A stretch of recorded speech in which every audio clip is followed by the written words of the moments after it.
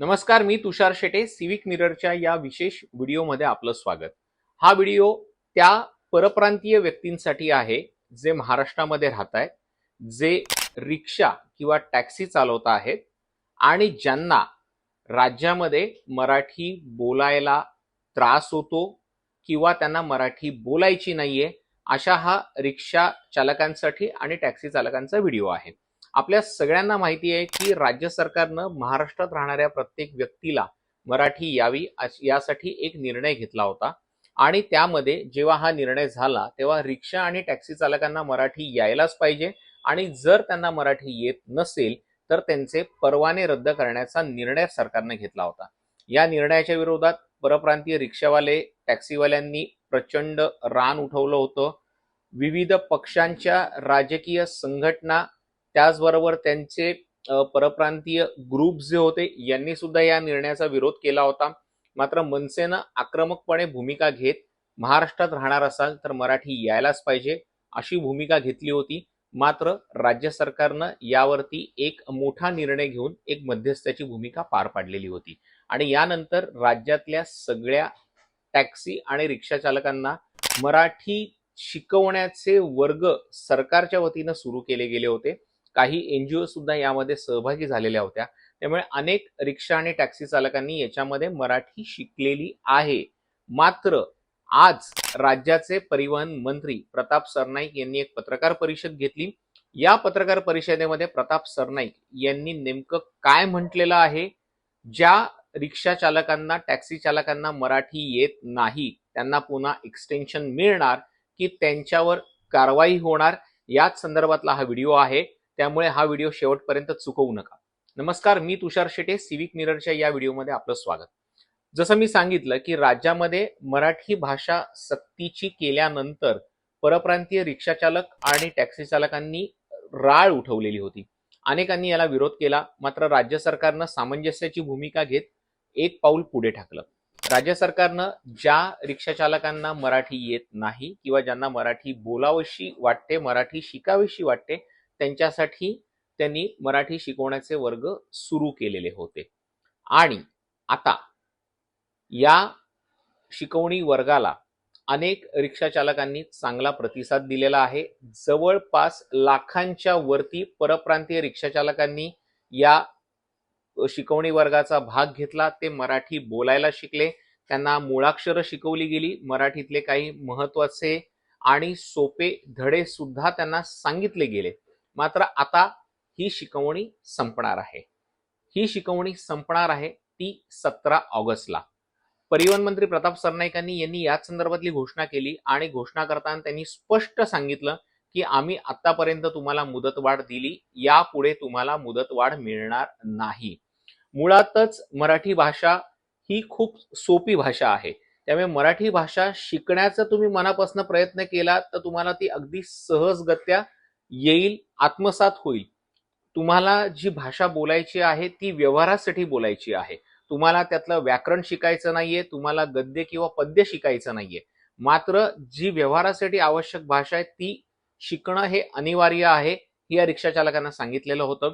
याला सकारात्मक प्रतिसाद रिक्षा चालकांनी दिलेला आहे. मात्र आता ही शिकवणी संपणार आहे.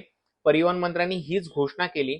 राज्याचे मुख्यमंत्री देवेंद्र फडणवीस यांच्या उपस्थितीमध्ये 17 ऑगस्टला या शिकवणी वर्गाचा समारोप होणार आहे.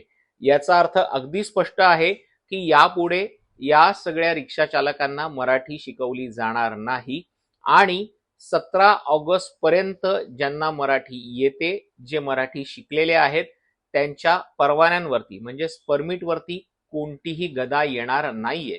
मात्र जर कोणत्या प्रवाशानं तक्रार केली की माझ्या बरोबर असलेला रिक्षावाला याला किंवा टॅक्सीवाला याला मराठी येत नाही आणि त्या तक्रारीची नोंद परिवहन विभागाकडून घेतली जाईल आणि त्या रिक्षा चालकाचा परवाना थेट रद्द केला जाईल. मुळात प्रश्न हा उपस्थित येतो की जर तुम्ही महाराष्ट्रात राहताय तर तुम्ही तिथली भाषा शिकायला पाहिजे का? तर अगदी शिकायला पाहिजे. हे तुमच्यावरती कंपल्शन आहे का? तर याला कंपल्शन म्हणण्यापेक्षा आपण एखादी नवीन भाषा शिकू शकतो याचं तुम्हाला आनंद वाटला पाहिजे. अगदी साधं उदाहरण देतो. आपल्यापैकी अनेक लोक वेगवेगळ्या प्रांतात वेगवेगळ्या राज्यात फिरायला जातात. गुजरातमध्ये गेल्यानंतर गुजराती भाषा आपल्या कानावर पडते. सहजपणे जेव्हा ती 4 दिवसांची 5 दिवसांची टूर संपून आपण जेव्हा आपल्या राज्यात परत येतो तेव्हा आपल्या तोंडून केम छो, मजामा ही 2 शब्द हे अगदी सहजरित्या बाहेर पडतात. राजस्थानला गेल्यावरती पधारोसा, पधारो मारो देस ही वाक्य आपल्या तोंडून बाहेर पडतात. त्याचबरोबर दक्षिणेकडे गेल्यानंतर वनक्कम हे वाक्य आपल्याला अगदी येतं. मग जर अशी भाषा आपण स्वतःहून शिकत असू, तिथले काही शब्द हे आपण आत्मसात करण्याचा प्रयत्न करत असू, हे फक्त आपण फिरायला जातो तेव्हा होतं. मात्र जर तुम्हाला व्यवसायानिमित्त एका राज्यातून दुसऱ्या राज्यात स्थायिक व्हावं लागतंय, ज्या रोजगारावरती तुमचं पोट चालणार आहे, तुमची रोजीरोटी अवलंबून असणार आहे, तिथे जर तुम्ही मराठी भाषा शिकायला नकार दिला तर तुमचं काय होईल? याला परप्रांतीय रिक्षा चालकांचा मुजोरपणा जितका कारणीभूत आहे, तितकाच मराठी माणसाचा आडमुठेपणा सुद्धा कारणीभूत आहे. आपण अनेकदा एखाद्या व्यक्तीशी बोलताना आपण सरळ सरळ त्याच्याशी हिंदीमध्ये संवाद साधायला सुरुवात करतो. पुढे गेल्यानंतर जेव्हा त्याच्या बोलण्यावरनं टोनवरनं आपल्याला कळतं, अरे हा तर मराठी आहे, मग आपण त्याच्याशी मराठीत बोलायला लागतो. मग दुसऱ्यावरती कंपल्शन करणं, दुसऱ्याला शिक्षा देणं हा तर सरकारी उपक्रमांचा भाग आहे किंवा तो त्या कायद्याचा भाग असू शकतो. मात्र जर तुम्ही स्वतःहून मराठी बोलायला सुरुवात केली तर समोरचा माणूस आपसुकपणे त्याला मराठीत उत्तर देऊ शकेल. आणि जर त्यांनी आडमुठेपणा दाखवलाच, म्हणजे काही महाभाग असे आहेतच ज्यांचा मनसे शिवसेनेच्या पदाधिकाऱ्यांनी आतापर्यंत अनेकदा समाचार सुद्धा घेतलेला आहे, आम्हाला मराठी बोलायची नाही, आम्हाला मराठी शिकायची नाही, असा आडमुठेपणा हे दाखवतात. त्यावेळेला त्यांना त्या पद्धतीचा इंगा किंवा त्यांना धडा हा त्या त्या राजकीय पक्षांनी शिकवलेला आहे. मात्र दुर्दैवानं हे केव्हापर्यंत होतं? फक्त पब्लिसिटी स्टंट पुरता. आपली बातमी एखादी आपण बातमी करतो, ती मीडियामध्ये येते, ती सोशल मीडियावरती जाते, आपण व्हायरल होतो, आपली भीती लोक बाळगतात आणि पुन्हा तो विषय तिथेच थांबतो. मात्र हाणामारी करून किंवा मारामारी करून हा प्रश्न सुटणारा नाहीये.